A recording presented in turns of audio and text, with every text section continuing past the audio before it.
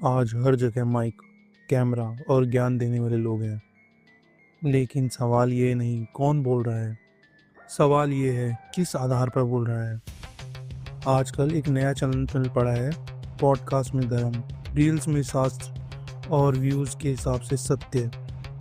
कई लोग बड़े आत्मविश्वास से धर्म की बातें करते हैं, लेकिन जब आप ध्यान से सुनते हैं तो एक चीज़ गायब हो जाती है, शास्त्र। ना श्लोक, ना ग्रंथ, ना प्रमाण, बस अपनी राय और उसे अंतिम सत्य की तरह पेश करना। पॉडकास्ट गलत नहीं, बातचीत गलत नहीं, लेकिन समस्या तब शुरू होती है जब बातचीत को धर्म ज्ञान बता दिया जाता है। धर्म कोई ओपिनियन नहीं है, धर्म कोई मोटिवेशन स्पीच नहीं है। धर्म एक परंपरा है, हजारों सालों की जांची परखी हुई। जब बिना अध्ययन के धर्म समझाया जाता है तो वह ज्ञान नहीं, भ्रम बन जाता है। अगर सच में धर्म का ज्ञान बढ़ाना है तो रास्ता बहुत सी शास्त्र पढ़िए, असली प्रमाणिक छपी हुई किताबें, क्योंकि किताब आपकी भावनाओं से नहीं खेलती, किताब आपको बहकाती नहीं, किताब चुपचाप आपको सोचने पर मजबूर करती है। एक श्लोक 10 पॉडकास्ट से ज़्यादा सिखा सकता है। फ़र्क बस इतना है, पॉडकास्ट आपको सुनाता है, शास्त्र आपको सोचने पे मजबूर करता है। आज सबसे बड़ी समस्या अज्ञान नहीं, समस्या है अति आत्मविश्वास। हर सुनी बात पे राय, हर क्लिप पे विश्वास। लेकिन धर्म शोर में नहीं समझ आता, धर्म शांति में उतरता है। कम बोलना, ज्यादा पढ़ना और सबसे जरूरी मनन करना। जहाँ सबसे ज्यादा बहस है वहाँ कम ज्ञान होता है, जहाँ ज्यादा नारे हैं वहाँ कम साधना होती है। धर्म का काम लड़ाना नहीं, जोड़ना है। इसलिए राजनीतिक तर्कों से दूर रहिए और शास्त्रों के पास जाइए। पॉडकास्ट सुनना गलत नहीं है, लेकिन धर्म सिखाने का अंतिम स्रोत पॉडकास्ट नहीं हो सकता। धर्म किताबों में है, श्लोकों में है और आपके विवेक में है। इस वीडियो को बनाकर किसी को गलत साबित करने की हमारी कोई मंशा नहीं है, ना किसी पॉडकास्ट के या किसी व्यक्ति के खिलाफ हैं हम। आज सिर्फ ये समझाने आए हैं कि गलत ज्ञान को कैसे पहचाना जाता है और उससे कौन लोग फ़ायदा उठाते हैं। क्योंकि जब ज्ञान गलत होता है तो नुकसान दिमाग का नहीं, पूरी पीढ़ी का होता है। गलत बात बोलना आसान होता है, लेकिन आधा सच बोलना सबसे ज़्यादा डेंजरस होता है। मिसलीडिंग कंटेंट का सबसे पहला रूल कॉन्फिडेंस। अगर कोई बात पूरे विश्वास के साथ बोली जाए तो हम अक्सर ये भूल जाते हैं कि उसका सोर्स क्या है। दूसरा रूल रिपीटेशन।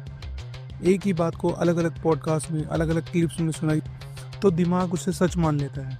और तीसरा रूल इमोशंस। जब ज्ञान के साथ गुस्सा, डर या गर्व जोड़ दिया जाता है तो लॉजिक चुप हो जाता है। इसी तरह मिसलीडिंग कंटेंट धीरे धीरे हमारे दिमाग में छप जाते हैं। अब एक सीधा सवाल, लोग ऐसा क्यों करते हैं? जवाब सिंपल है, क्योंकि इसका एक बिजनेस मॉडल है। पहले स्टेज में फ्री ज्ञान दिया जाता है, थोड़ा शॉकिंग, थोड़ा अलग। दूसरे स्टेज में लोग इमोशनली कनेक्ट हो जाते हैं, ये बंदा सच बोल रहा है, ये तो दिल की बात बोल रहा है। तीसरे स्टेज में ट्रस्ट कन्वर्ट होता है इनमें। Ads, membership, paid course, events, donation. मैं ये नहीं कह रहा कि पैसा कमाना गलत है, लेकिन जब अधूरा या गलत ज्ञान बिजनेस का फ्यूल बन जाए तो सवाल उठाना जरूरी हो जाता है। धर्म अगर ब्रांड बन जाएगा तो सतर्क रहना ही बुद्धिमानी है। अब थोड़ा इतिहास की बात करते हैं। जब ब्रिटिश भारत आए उन्होंने सबसे पहले तलवार नहीं उठाई, उन्होंने एजुकेशन सिस्टम उठाया। गुरुकुल, पाठशाला, शास्त्र, अध्ययन सब धीरे धीरे साइडलाइन हो गया। नया सिलेबस आया, नई भाषा आई और सबसे इम्पोर्टेंट नई सोच। ये किसी धर्म के खिलाफ युद्ध नहीं था, ये एक स्ट्रैटेजी थी। क्योंकि जब आप किसी देश की सोच बदल देते हो तो राज अपने आप आसान हो जाता है। पर इसका असर लंबा चला। हम पढ़ना भूल गए और सुनना सीख गए। मुगल काल को भी अक्सर एक ही रंग में दिखाया जाता है। सच ये है, कुछ ग्रंथ नुकसान में गए, कुछ बचाए गए और कुछ ट्रांसलेट भी हुए। इतिहास ना पूरा काला होता है ना सफ़ेद, लेकिन जो चीज़ें सबसे ज़्यादा हुई वो है कंटेक्स्ट का लॉस। शब्द बचे पर अर्थ बदल गए, और जब अर्थ बदलता है तो धर्म धीरे धीरे रस्म बन जाता है, ज्ञान नहीं। आज हमें किसी से लड़ने की ज़रूरत नहीं, किसी को एक्सपोज करने की ज़रूरत नहीं है। सिर्फ एक काम करना है, वापस पढ़ना शुरू करना है। Authentic books, genuine printing house और धीरे धीरे समझना। कम बोलना, ज़्यादा सोचना।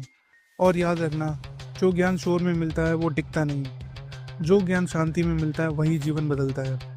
अगर ये वीडियो थोड़ा सा भी आपको अच्छा लगे या सोचने में मजबूर कर दे तो आज कमेंट मत करिए, बस 2 पेज पढ़ लीजिए, वही असली शुरुआत है।